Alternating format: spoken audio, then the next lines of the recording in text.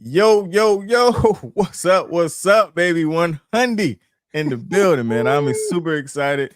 We are live. This is the Bad Podcast, Brad and Dwayne. We are live in the Eager to Run group. We're live on YouTube. We got some special things ready for you, man. We're going to have some giveaways, some live giveaways. All the things are going to happen, Brad. I know you almost forgot, but anyway, we're going to make it happen, Brad. But we also have an amazing guest like we always do. So, Brad, what are we talking about today, brother? Well, first and foremost, 100, baby. Come on now. I'm excited, man. 100 episodes. I can't even hardly believe that we're here in the crossroads of 100. But got a quote from my guy, E.T., the hip hop preacher. You either do what is hard and succeed, or you do what is easy and live in mediocrity. Let's get after it. 100. 100. Brad, guess what? I got a surprise for you. Are you ready? Are you ready?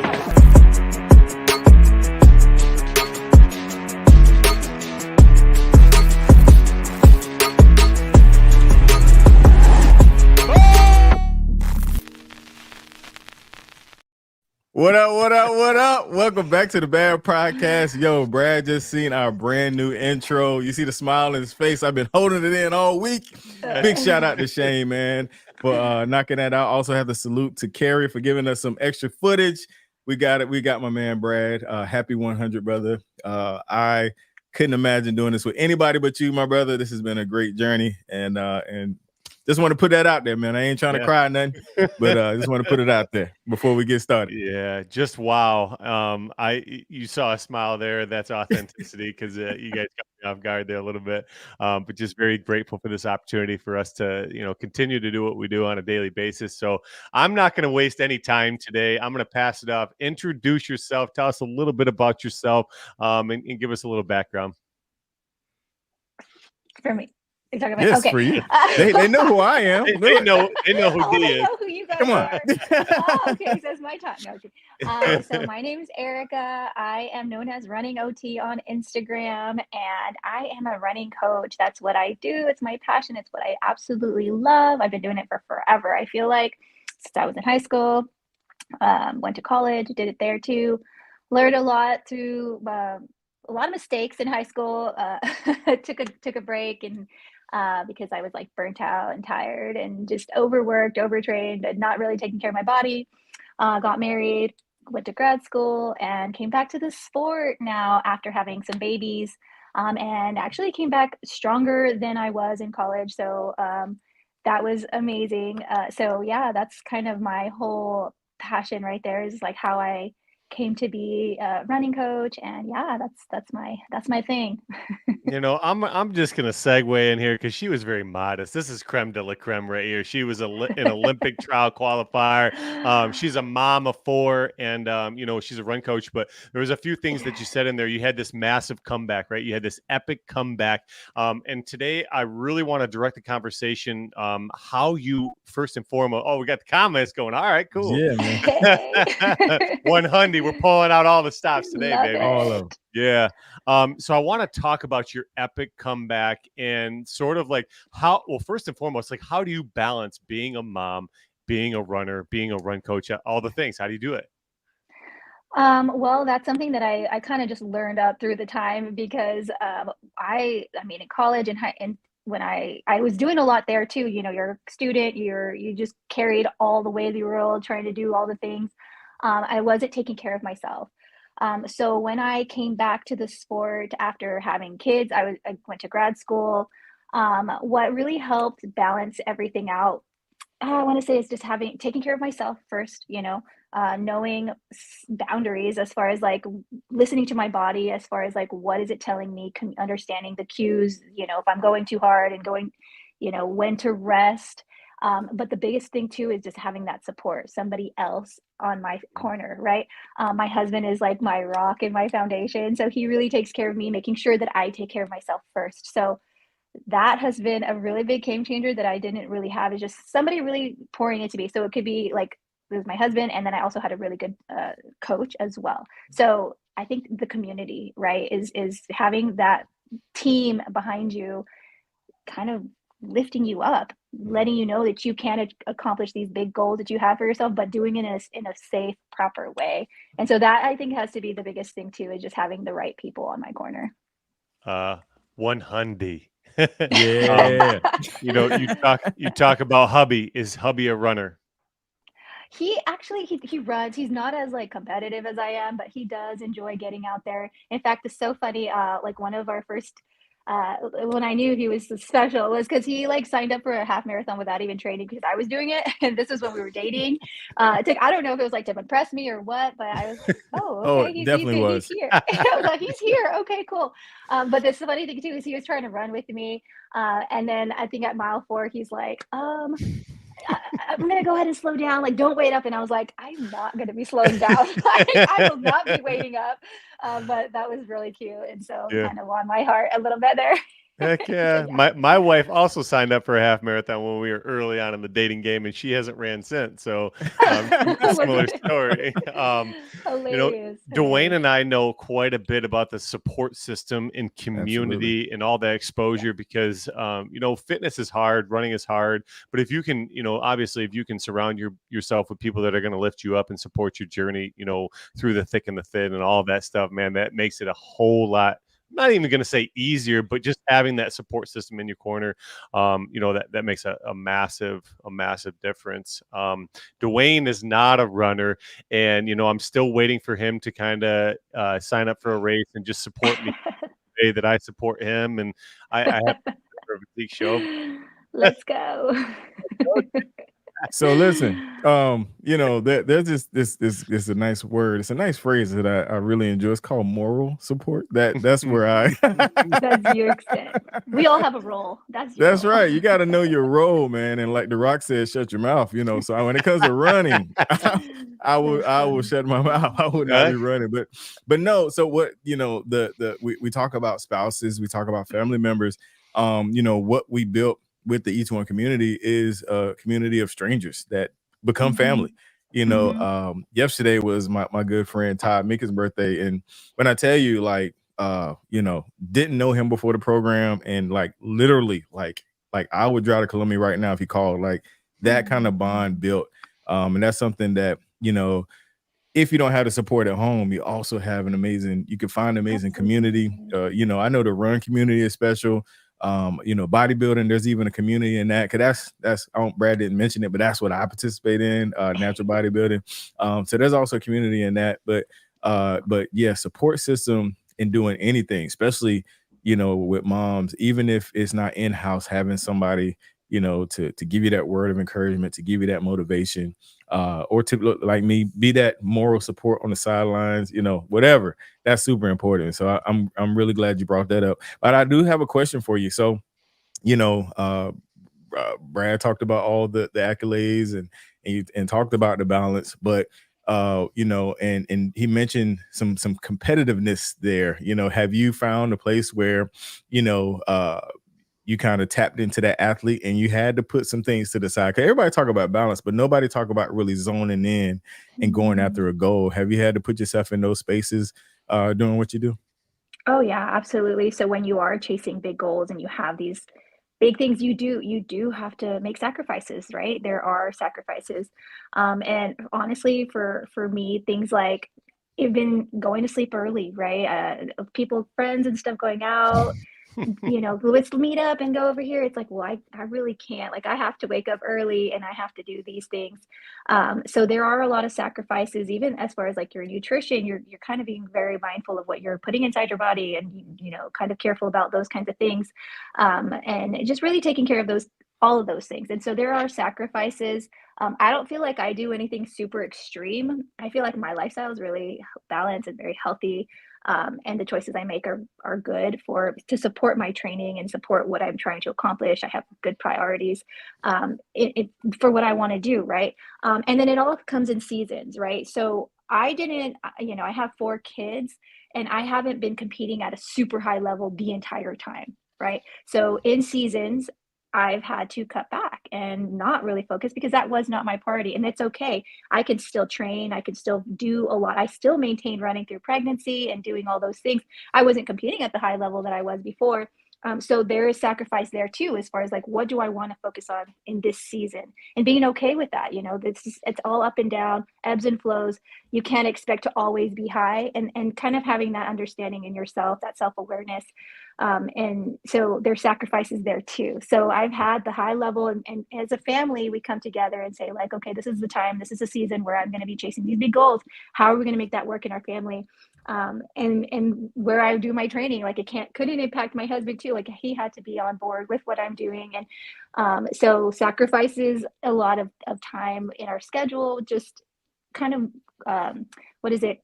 Cooperating. I don't know, kind of like coming together and figuring out what is the schedule going to look like as a family. And so yeah, there's been a lot of sacrifice on my husband's part too, because he has to make up the slack, or if you don't have a spouse, it's like somebody's going to be taking care of the kids if you have family. So and I know I coach a lot of runners who have this situation where it's like they're either hiring a sitter or they have family members or other friends, so pushing the stroller, I've done a lot of that too. It's a sacrifice right there. Like I have to now like push a stroller as I go.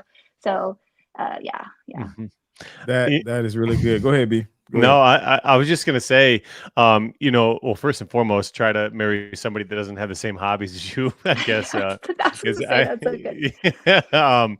You mentioned ebbs and flows, and I had a conversation with a friend the other day, and she said, whether you're going up or down, try to have an upward trend. Like you're always ebbing and flowing, but you want to have an upward trend in those ebbs and flows.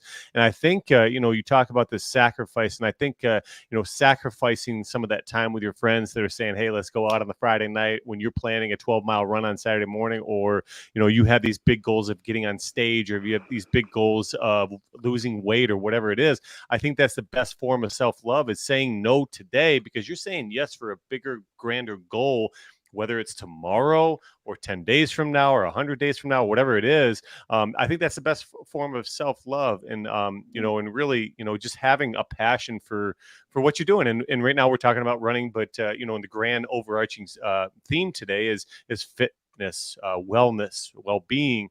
But, we're talking about running today. So I love what you said there about the ebbs and flows. I love what you said about the sacrifice, and all of this stems back to just being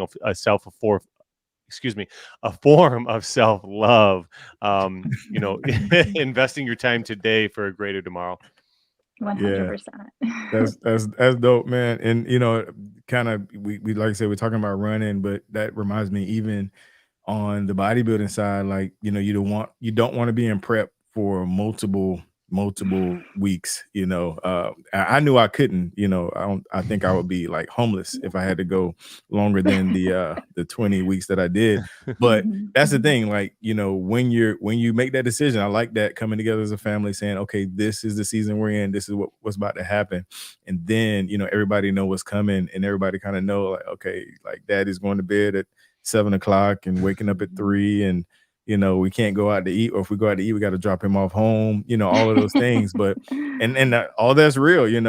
One thing that I had to sacrifice was my, every Friday, usually me and Mara try to do lunch. And so when I was in prep, like I didn't go, because I was like, if I go to a restaurant, I'm not going to make a good choice, So, but once you have that understanding, that's super, super important, man. So I really appreciate you throwing that out there, and I'm definitely going to apply the let's sit down and talk this thing out, because it's about to get rough kind of thing.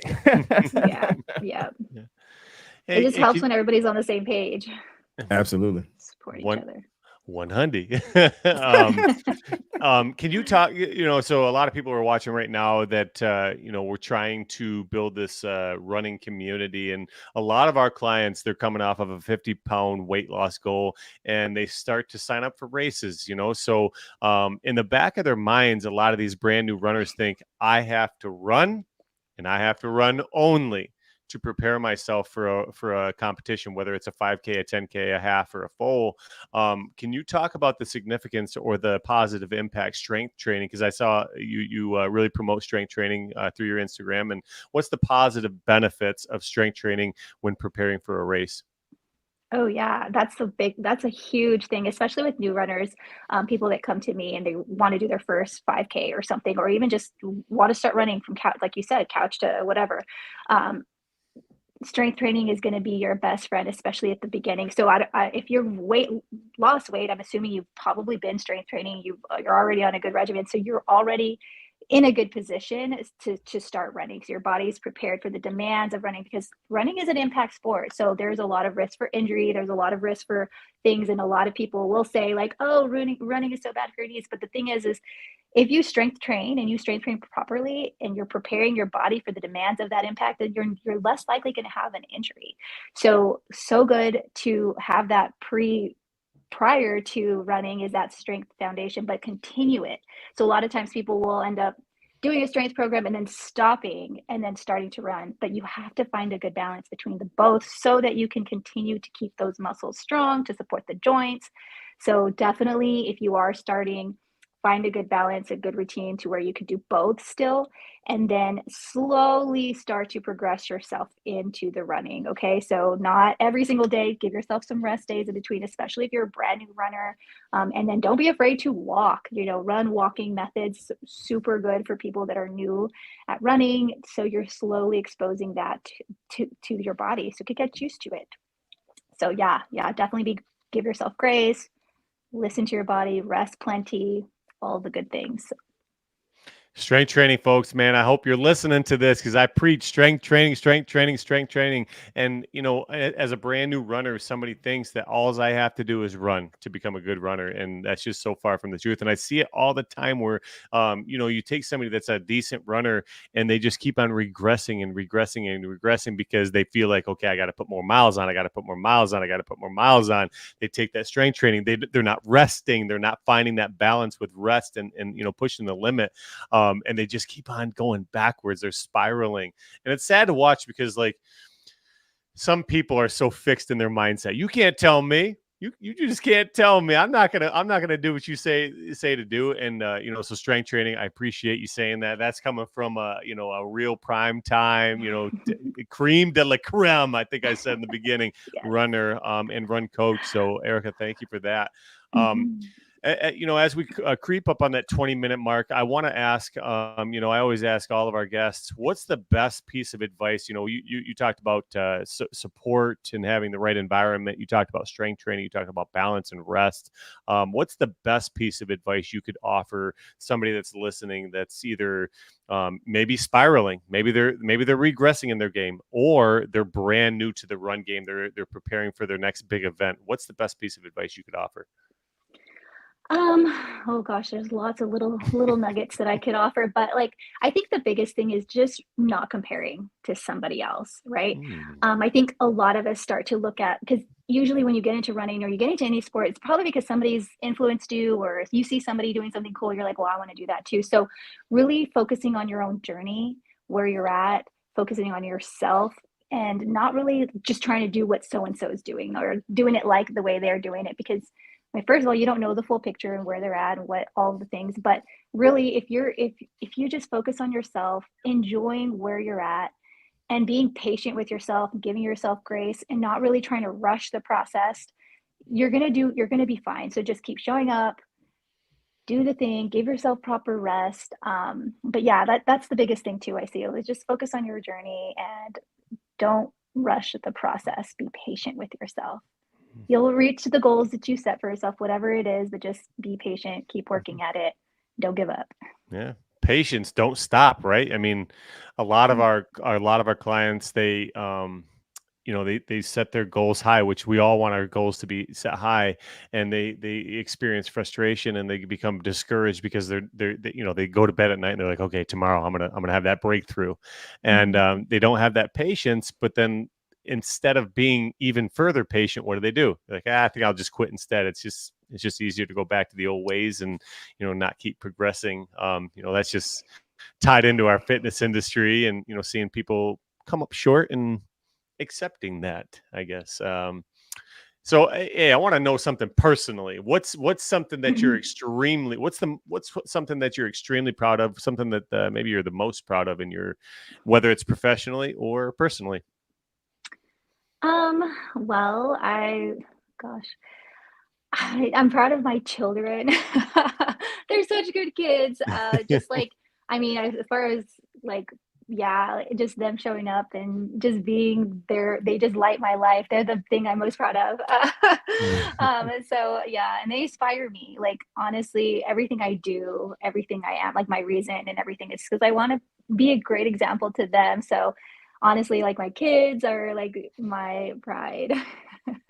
That's awesome.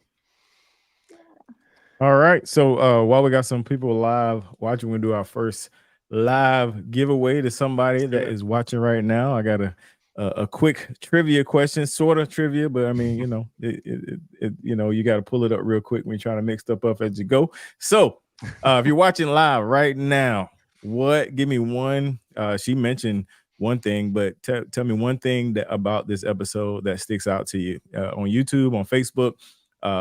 I'll pick the best one. You don't have to write a whole paragraph, but just one thing that sticks out to you as they're getting ready to give me that answer. And we'll give that one person, we'll let you know at the end of the show who it is. We'll get that one person to send your email to Brad. But as they type that out, I am going to transition into the latter part of our show, which I'm going to ask you a question. We talked about this before. We talked about the do you know or did you know moment. But before I do, let people know, because Brad mentioned your IG, let them know your IG handle, and even if they're looking for a run coach, all the information, do that first, and then I'll ask you the do you know or did you know moment. Yeah, so my IG, running_OT, pretty straightforward. I'm an OT by trade. I'm an occupational therapist, so that's where the OT comes out. It's not overtime or there's That's some what I other. thought. I was like, Yeah, overtime. no, other is it overtime or there's one other. Oh, Olympic trial. They're like, is it because you qualify for the Olympic trials? I was like, no, I'm an occupational therapist. I That's pretty made good. that way back when. That could have been my did you know, right? No, It could have but been. It could have been. yeah, I didn't think about that, but there you Yep. go. Can't use it no Bonus. more. Bonus. You get a bonus, did you know? But yeah, I made this Instagram way before I was even any. I was just like, nah, I'm gonna run a little and just share the journey. And so I'm an occupational therapist, so it's running OT. I love it. I love it. Good stuff. All Yeah. right. So I'm gonna play a short video, give you a chance to kind of solidify what the do you know, did you know fact about yourself is, and you guys continue to comment the thing that you pulled away from this episode. We'll pick it at the very end, but I'm gonna play this short video, and right after the video, be ready. So here we go. Do you know? Video's over. So what is the do you know or did you know moment about you, Miss Erica? Okay, well, something that I feel like people don't really know about me and is my parents both had me their teen parents. And my mom actually like ran away and like went with my dad to live with like in a dorm or something because he just got to high school and she was 17 and he was 18. I don't know. Anyways, so I like for a little while she like stayed there with him until like she had to tell her parents that she was pregnant and everything. So there's that. And I'm the oldest grandchildren, obviously if they're teen, like on both sides. So I mean, I'm the oldest grandchildren. I have like a bunch of little cousins. And I'm the oldest. So I think that's an interesting story. Very cool. That is Very very cool. interesting. The runaway pregnant lady. Runaway pregnancy. And my grandpa loves me. Like he's like, oh, like, you know, so it was okay. I love yeah. it. I love it. No, that's fire. That's fire. All right. Yeah. So that was a really good one. And again, we appreciate you coming on. So Brad, I'm gonna pick one from YouTube and one from Facebook. Is that cool? Yeah, it's and cool, then man. also we're gonna, if you're watching this after it broadcasts on Monday and you're watching this, we'll have the comments on. Same question goes for you in the comments. We'll pick one random out of there as well. And so I have both of them, and we'll send you an email right after this. I'm not going to announce them because, you know, I see some friends, and I don't want my friends to be salty at me. So I see some names I recognize. So but we will pick a winner from the live, and then we'll pick a couple of winners from the pre-record. But Erica, anything you want to leave with the folks as we get ready to close out before I pass it to Brad to finish it off? No, I had a blast talking to you guys, and yeah, just super excited to share the 100th episode. So congrats on that. yes, super excited. Loved it. Love you guys. Sweet. All right, B, 100. What will it be, B? Hey, man, and all that we do, hit that 100 mark, but keep climbing once you hit 100. Let's go. Out of here, y'all.